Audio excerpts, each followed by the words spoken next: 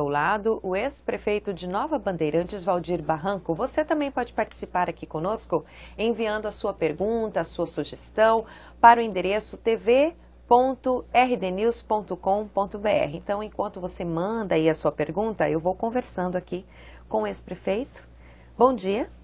Bom dia, Nádia. Bom dia a todos os nossos internautas aí conectados. Meus agradecimentos ao RDTV, ao RD News, ao Romilson Dourado, pela oportunidade de nós esclarecermos aqui algumas dúvidas. Bom, o senhor foi eleito aí com 19.227 votos, porém está com os votos congelados pela Justiça. Mas o senhor afirma que foi injustiçado, porque teve aí, segundo o senhor, as contas aprovadas pelo TCE. Como foi isso? Bem, o que nós estamos discutindo são as contas de 2007, que nós tivemos o parecer favorável, aprovado pelo Tribunal de Contas do Estado de Mato Grosso, por unanimidade. O relator, à época, o saudoso Ari Campos, ele emitiu o parecer favorável após a análise do Ministério Público de Contas presente ao Tribunal de Contas. E por unanimidade, como bem deixa claro aqui o Tribunal de Contas, com o voto do Ari, que emite o parecer pré-favorável, em seguida nós temos aqui as notas taquigráficas das contas. O presidente, à época, o Antônio Joaquim, que era presidente do Tribunal de Contas, ele deixa bem claro aqui que está aprovado por unanimidade. Depois, essas contas elas vão para o município para que sejam apreciadas pela Câmara de Vereadores. Ocorre que, mesmo com parecer favorável por unanimidade pelo Tribunal de Contas do Estado de Mato Grosso, alguns vereadores, começaram a fazer uma tentativa de extorsão para que eu lhes desse dinheiro em troca de que eles votassem acompanhando o parecer que já era favorável. Caso contrário, eles votariam para derrubar o parecer do Tribunal de Contas. Eu, que não coaduno com a corrupção, sempre cresci assim, sou de família humilde, sou pobre até hoje, moro num bairro aqui de Cuiabá, que é um bairro comum, não moro em condomínio, não moro em casa chique, eu não coaduno com isso. Procurei, então, à época que o promotor Célio Wilson, que era o coordenador do GAECO, e o GAECO fez uma operação no município, um trabalho minucioso de 2 dias, onde levou à prisão 5 vereadores, comprovadamente, com imagens. E isso se tornou uma repercussão nacional. Todos os veículos de comunicação, a Globo, no jornal Hoje, do Evaristo Macedo, tenho aqui da Rede Globo, depois, se quiser, vou deixar à disposição as imagens, noticiou. Alexandre Garcia, no Bom Dia Brasil, fez uma fala no dia seguinte, toda voltada para esse caso. A Band, a Record, enfim, eles foram presos e depois que deixaram a cadeia, quando foram voltar às contas, obviamente, movidos pelo ódio, pelo desejo de vingança, votaram contrário às minhas contas, assim como já diziam que votariam caso não recebesse os valores. E mesmo nós tendo arguido na nossa defesa, cuja defesa, essa que não foi juntada ao processo da Câmara, de que esses vereadores eram suspeitos, que eles não poderiam votar, e mesmo assim votaram e foram contra. E depois encaminharam para o Ministério Público da comarca, como é obrigatório, lá de Nova Monte Verde. O promotor, Dr. Henrique Pugliese, que recebeu o processo, após uma análise minuciosa, ele determinou o arquivamento do inquérito que foi aberto, dizendo que não encontrava, está aqui também, a comunicação do Dr. Henrique, que diz assim, conforme a análise do conteúdo dos autos, verifica-se que, em que pese a Câmara Municipal de Vereadores tenha reprovado as contas referentes ao exercício financeiro de 2007, prestadas pelo então gestor municipal, Sr. Valdir Barranco, não resta configurado ato de improbidade administrativa ou dano ao erário. Ou seja, já está, e depois, no final, ele diz, ante o exposto, promova o arquivamento do presente inquérito civil, número 03 de 2012, com o consequente encaminhamento a este Conselho Superior para apreciação e atenção à resolução 010 após devida cientificação dos interessados. Então ele encaminhou para o seu superior aqui na Procuradoria-Geral de Justiça e os superiores aqui da Procuradoria-Geral de Justiça homologaram a decisão dele, ou seja, concordaram com o arquivamento. Portanto, o próprio Ministério Público reconheceu já à época, e aqui está datado do dia, deixa eu ver aqui a data, do dia 19 de outubro de 2012, ele deixa bem claro que não resta configurado o ato de improbidade administrativa com dano ao erário. E a ficha suja, quem é ficha suja, ele tem que estar enquadrado, ele tem que ter cometido ato de improbidade administrativa, tem que ter dado prejuízo ao erário. E nós não demos, então todo esse processo, ele é uma injustiça muito grande, que tem sido cometido contra mim. Eu tive que mudar do meu município. Tive que, após o episódio da prisão dos vereadores, primeiro retirar minha família, porque minhas crianças, uma de 2 anos, uma de 6 anos, começaram a receber ameaças. Eu comecei a receber ameaças pelos meus filhos. Escondi a minha família 2 anos aqui em Cuiabá. 2 anos, negando o endereço para todo mundo. Voltei para o meu município, concluí minha gestão e depois tive que mudar de lá. Qual prefeito que termina a gestão, que tem vontade de retornar depois, muda do seu município? Mudei para Cuiabá. Pensei em abandonar a política. Depois tive a oportunidade de ser convidado para o INCRA. Fizemos um trabalho ali de 2 anos e meio de frente à superintendência e isso nos remeteu novamente. Eu tive que reorientar toda a minha vida política novamente e nos remeteu a ter uma expressão estadual, sendo reconhecido pelo trabalho do INCRA, que foi um trabalho que é inegável, a mudança que o INCRA teve nesse período todo, e nos colocou novamente na condição de candidato. Mas eu sou vítima nesse processo, de uma injustiça. E eu quero provar, quero ter oportunidade no Tribunal Superior Eleitoral de provar para os homens e para as mulheres de bem desse país que vale a pena lutar contra a corrupção, que vale a pena. Porque se eu for derrotado, fica evidenciado que não vale a pena. E que o que eu fiz, com tudo que eu já paguei até hoje, tendo que mudar, tendo que esconder minha família, é um ato que não mereceria, porque aí simplesmente valeria a pena dizer que se eu tivesse dado o dinheiro que eles me pediram na época e concordado com a corrupção, nós não estaríamos passando por tudo isso. E eu quero crer, porque eu creio principalmente em Deus, e tenho uma crença fervorosa na justiça brasileira. No momento em que nós passamos por um processo eleitoral em que a corrupção foi debatida, estamos agora com a atuação da Polícia Federal para combater os corruptos desse país. E eu quero crer que o meu ato, que foi motivado pela minha formação familiar, religiosa, política, de não coadunar com a corrupção, de que valeu a pena e que esse exemplo ele possa ser seguido. Porque, caso contrário, ficará um mau exemplo para o país.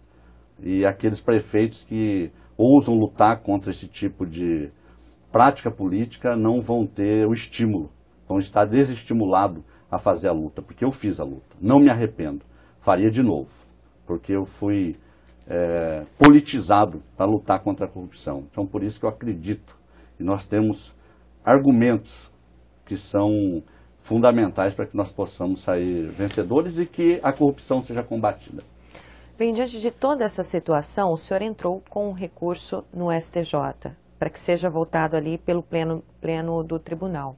Como é que está a situação judicial? No TSE, né? Isso, o TSE, Tribunal Superior Eleitoral. Isso, nós entramos durante o período eleitoral e nós tivemos uma vitória já, nós consideramos uma boa vitória, que nós tínhamos uma decisão monocrática da relatora e nós queríamos a oportunidade de os nossos advogados poderem, numa sessão ordinária, fazer a sustentação oral para esclarecer cada um dos fatos, né? E então o ministro Noronha, João Otávio Noronha, pediu vistas desse processo na primeira sessão em que ele foi colocado em pauta, para que ele pudesse estudar um pouco mais o processo.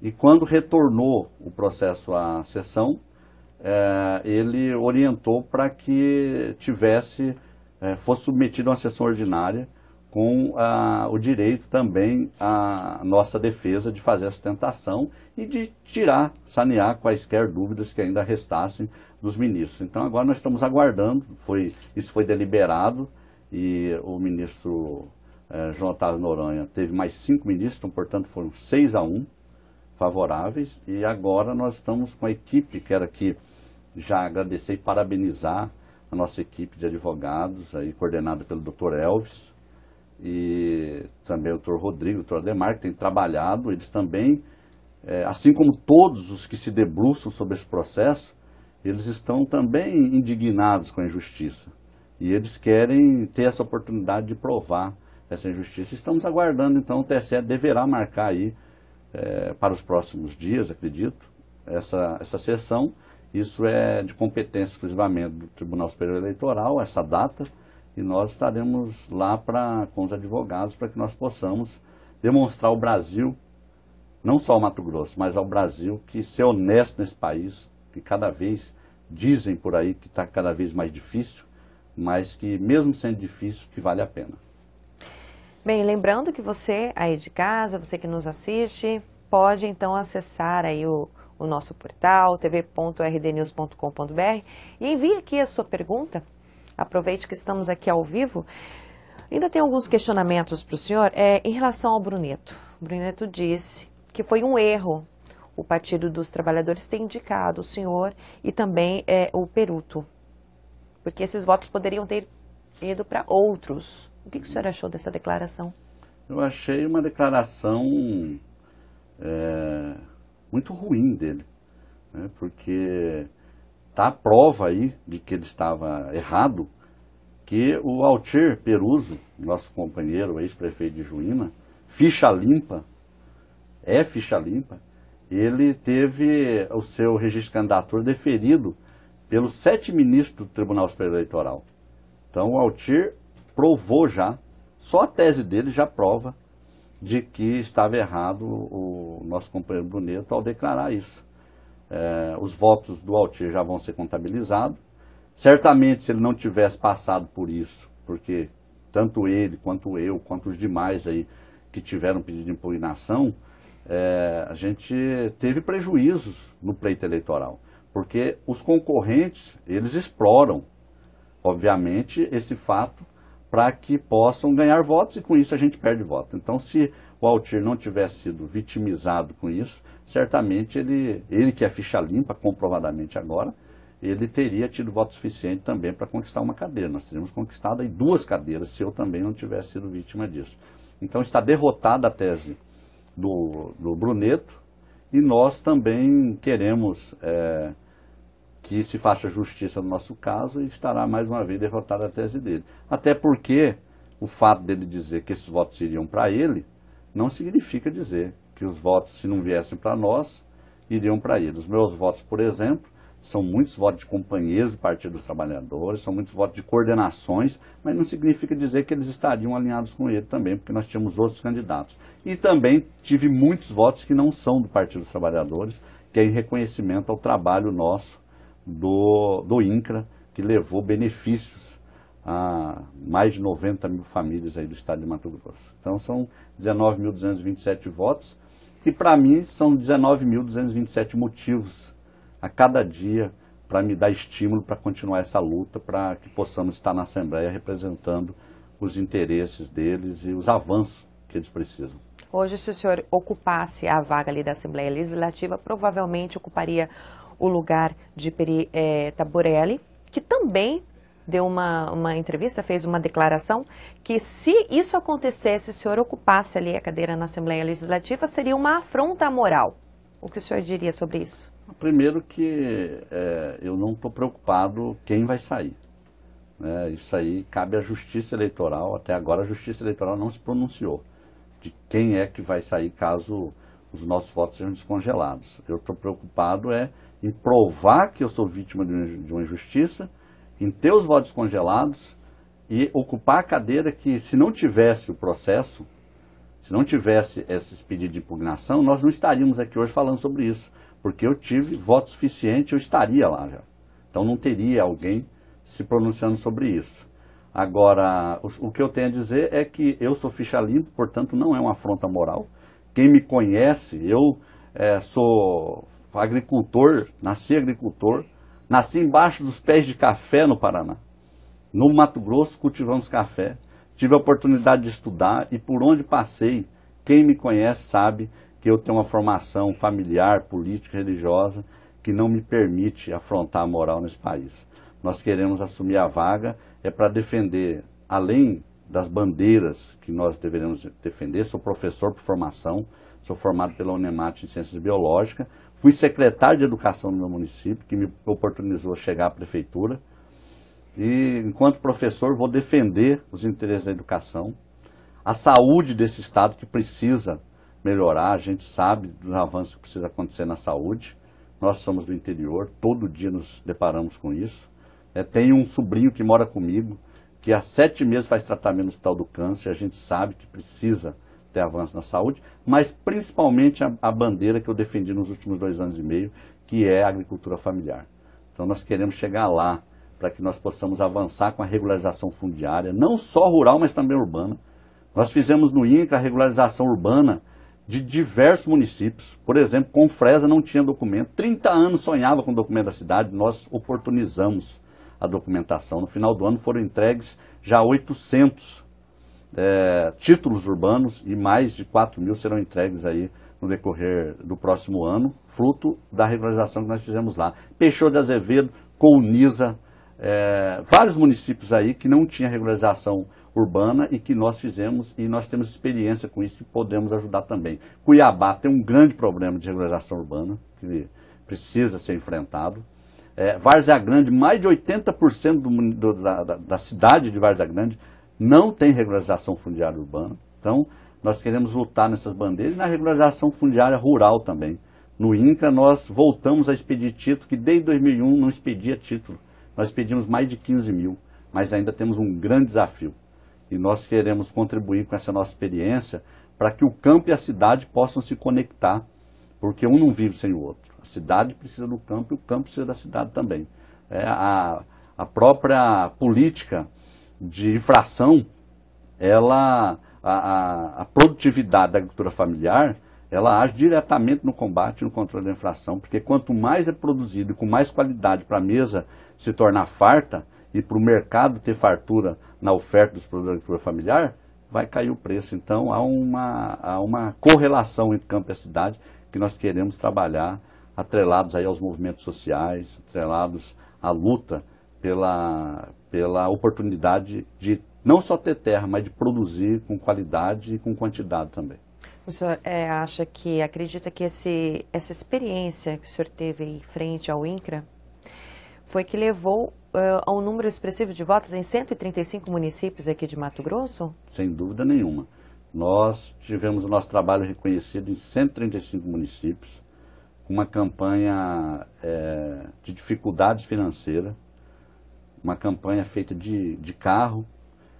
Minha campanha nasceu para trabalharmos em 63 municípios, aliás, e ao final nós estávamos com ela em 122 municípios. Então é muito difícil você percorrer tudo isso durante uma campanha, mas isso nos levou também a ter mais votos do que nós esperávamos. Foram 135 municípios que de uma forma ou de outra reconheceram o nosso trabalho. Então não tem, eu assumindo a Assembleia, eu acredito que teremos parlamentares colegas que representarão o Estado como um todo, mas mais do que eu não, pode ser igual, porque nós estaremos tendo a oportunidade de representar todos esses municípios que, em reconhecimento ao trabalho, principalmente do INCRA. É claro que a vida pregressa, ela também é estudada hoje pelos eleitores, mas o trabalho no INCRA foi um trabalho que fez com que um órgão que era tido como encravado, como corrupto, fosse um órgão que pudesse ter a oportunidade de levar a esperança novamente às famílias do campo brasileiro e do estado de Mato Grosso de um modo especial. Então nós conseguimos demonstrar a nossa competência por onde passamos, na Secretaria de Educação, depois na Prefeitura, depois no INCRA, e queremos demonstrar essa mesma competência também na Assembleia Legislativa. Está certo, nós agradecemos a sua participação aqui no RDTV e tenha um bom dia. Eu quero agradecer mais uma vez pela oportunidade de estarmos esclarecendo a nossa população e estaremos sempre à disposição e nos próximos dias torcendo para que a justiça seja feita e nós haveremos de honrar cada voto e cada desejo do povo mato-grossense com o nosso mandato na Assembleia Legislativa, caso a justiça nos defira o direito de ter os votos descongelados e contabilizados. Muito obrigado.